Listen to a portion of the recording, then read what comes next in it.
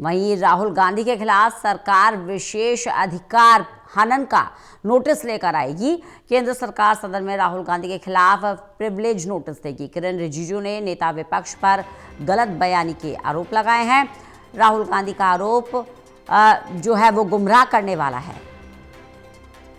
सरकार की तरफ से ये पक्ष रखा गया है कि राहुल गांधी के जो आरोप है वो सदन को गुमराह करने वाले हैं। उन्होंने सदन को गुमराह किया है।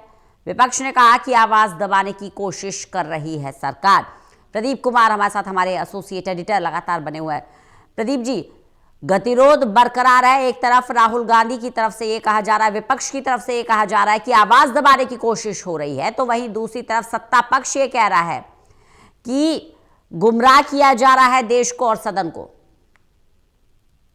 रंजना, जो राष्ट्रपति अभिभाषण पर धन्यवाद प्रस्ताव की चर्चा में जो टकराव देखने को मिला, राहुल गांधी नेता विपक्ष वो जनरल नरवणे की किताब का अंश पढ़ना चाहते थे, लेकिन वो अनुमति नहीं मिली चेयर की ओर से। उसके बाद टकराव देखने को मिला और उसके बाद गतिरोध बढ़ गया और उसके बाद हमने देखा कि स्पीकर के खिलाफ जो रिमूवल नोटिस मूव किया गया, वो टकराव बढ़ता रहा और 8 सांसदों को विपक्ष के निलंबित किया गया क्योंकि उन्होंने पर्चे उछाले थे, चेयर की अवमानना की थी। और उसके बाद ये घमासान तब्दील हो गया एक बड़े टकराव में। लेकिन उसके बाद जैसे ही ये नोटिस मूव किया गया था, उसके बाद आम बजट पर चर्चा शुरू हो पाई और नेता विपक्ष राहुल गांधी को बोलने का मौका मिला।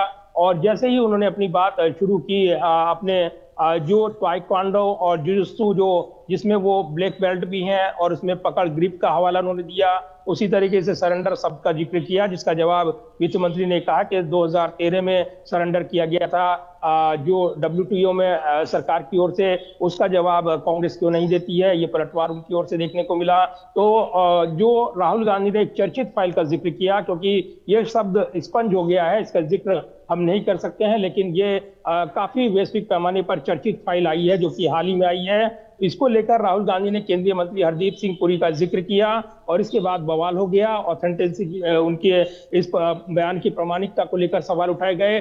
सदन को चेयर कर रहे थे जगदम्बिका पाल और इस दौरान तीखी नोकझोंक देखने को मिली थी और इसको चुनौती दी गई संसदीय मंत्री किरेन रिजिजू की ओर से। तो आज ये सूत्र दावा कर रहे हैं कि आज सरकार की ओर से प्रिविलेज नोटिस मूव किया जाएगा। राहुल गांधी ने गलत बयान दिया है सदन के अंदर, ये आधार बनाते हुए विशेषाधिकार हनन का नोटिस मूव किया जाएगा। संख्या बल के लिहाज से पर्याप्त संख्या विपक्ष के पास तो नहीं है, सत्ता पक्ष मजबूत है, तो ऐसे में प्रिविलेज नोटिस अगर मूव होता है तो एक नया टकराव देखने को मिल सकता है। नेता विपक्ष राहुल गांधी के खिलाफ सरकार का ये मूव, इस पर नजरें रहेंगी और कहीं ना कहीं अगर जिस तरीके से स्पीकर के खिलाफ रिमूवल नोटिस दिया गया है, तो विशेषाधिकार हनन राहुल गांधी के खिलाफ ये नया टकराव पैदा करेगा।